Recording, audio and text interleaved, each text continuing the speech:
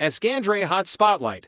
Special Prosecutor Jo Yoon-seok deals a vicious blow to former Minister Lee Sang-min, paving the way for a death sentence for President Yoon Suk-yeol. The story begins in a suffocating and tense atmosphere as Special Prosecutor Jo Yoon-seok officially requested a 15-year prison sentence for former Minister of the Interior and Safety Lee Sang-min. This is perhaps the first time in modern legal history that such a heavy sentence has been proposed in relation to a charge of insurrection. The essence of this accusation revolves around the allegation that Mr. Lee Sang-min instructed the fire agency to cut off electricity and water to specific media outlets immediately after martial law decree No.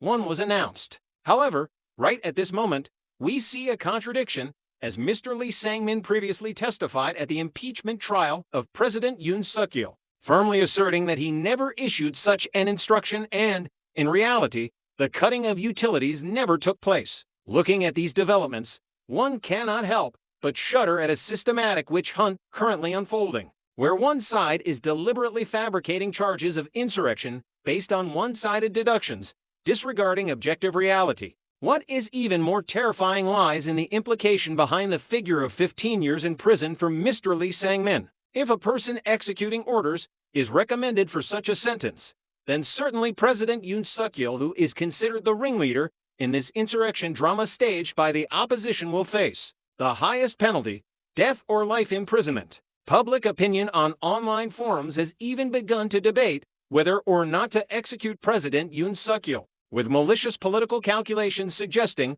that executing him would turn him into a hero, so it is better to let him rot in prison. Clearly, this is not merely a legal trial, but a political script with a pre-written ending aimed at completely eliminating a political rival using the tool of law. At the closing argument hearing of Criminal Division 32 of the Seoul Central District Court, presided over by Judge Yoo Kyung-jin, more specific allegations were exposed. Former Minister Lee Sang-min is charged with being an accomplice to insurrection, abuse of power, and perjury. The focus of the accusation is that at around 11:37 p.m. that night, Mr. Lee Sang-min called former Fire Commissioner Ha Seok-jeon and instructed him that if the police requested electricity and water cuts, he should cooperate. The list of targeted media units included MBC, JTBC, Hankura, Kyungyang Shinmin, and Kim Woo-jun's News Factory program. Although both President Yoon Suk-yeol and Mr. Lee Sang-min completely denied this incident,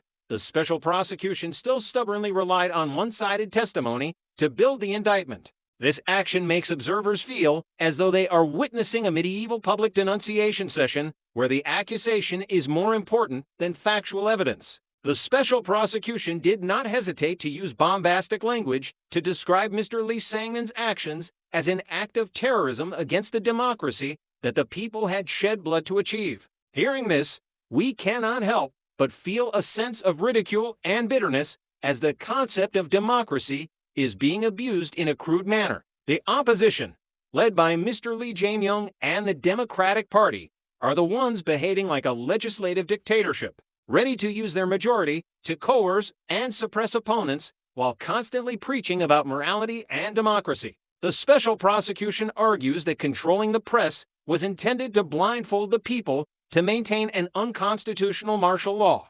But reality paints a completely different picture. President Yoon Suk-yeol himself and his defense lawyers have repeatedly explained that this was merely a soft martial law intended to warn and inform the people. A valuable detail revealed was that when discussing troop numbers, former Defense Minister Kim Yong-hyun proposed a figure of 3,000 to 5,000 troops, but President Yoon Suk-yeol waved it off and requested a reduction to the minimum. The result was that only 280 troops were sent to the National Assembly and 300 to the National Election Commission, a number so modest that Mr. Kim Yong-hyun himself had to exclaim, "What kind of martial law is that?" These numbers speak for themselves, shattering the rhetoric of a bloody military coup or a plot to seize power by force. The special prosecution is deliberately ignoring the true nature of the event to attach the charge of insurrection to a political decision within the president's constitutional authority. The special prosecution continued to argue that as the head of the Ministry of the Interior and Safety, Mr. Lee Sang-min must have clearly understood that cutting electricity and water would endanger people's lives and is a serious crime. They claimed that an elite lawyer like him could not be unaware of this. From this subjective deduction, they demanded a severe sentence to deter future generations and prevent anyone intending a coup in the future. However, looking at the current chaotic reality where people like Mr. Lee Jae-myung or Mr. Yoon Chung-rae are manipulating the National Assembly, perhaps history needs to deter precisely those who are acting in the name of democracy to destroy the constitutional order. Punishing those who execute the president's legal authority under Article 77 of the Constitution is actually the dangerous precedent that abets anti-state forces running rampant. In his final self-defense, Mr. Lee Sang-min made a surprising revelation that he was the one who raised his hands in an X shape to dissuade President Yoon Suk-yeol when the president intended to declare martial law. He asked himself how someone who tried to stop martial law could be crazy enough to order utility cuts to support that martial law. He affirmed that he never thought declaring martial law was insurrection, perhaps only in the eyes of the Democratic Party and people like Mr. Han Dong-hoon is the president's emergency power distorted into the crime of insurrection. This is clearly a political trial where legal logic has been replaced by the hostile will of the winning side.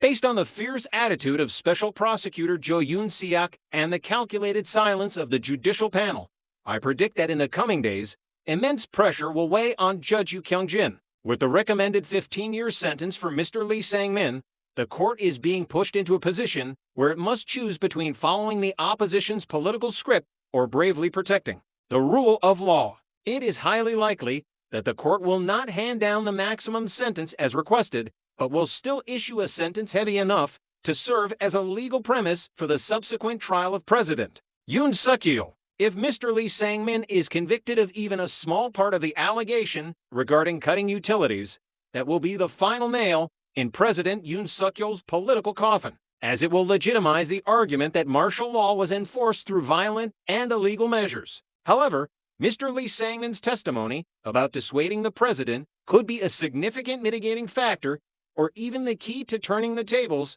if the lawyers know how to thoroughly exploit the contradictions in the special prosecution's indictment. The story of the proposed 15-year prison sentence for former Minister Lee Sang-min is not just a personal tragedy, but an alarm bell signaling the degradation of the judicial system when politicized. Framing the president's constitutional authority as the crime of insurrection and fabricating non-existent allegations about cutting electricity and water reveals the cruelty of the ongoing political purge. We need to be alert to identify what is the truth and what is a stage drama elaborately designed to eliminate opponents. What do you think about Mr. Lee Sang-min's testimony and the 15-year sentence requested by the special prosecution? Is this justice, or is it merely despicable political revenge? Please leave your comments below and don't forget to subscribe to the ESQ Andre channel so we can update you with the most profound analyses of this historic case.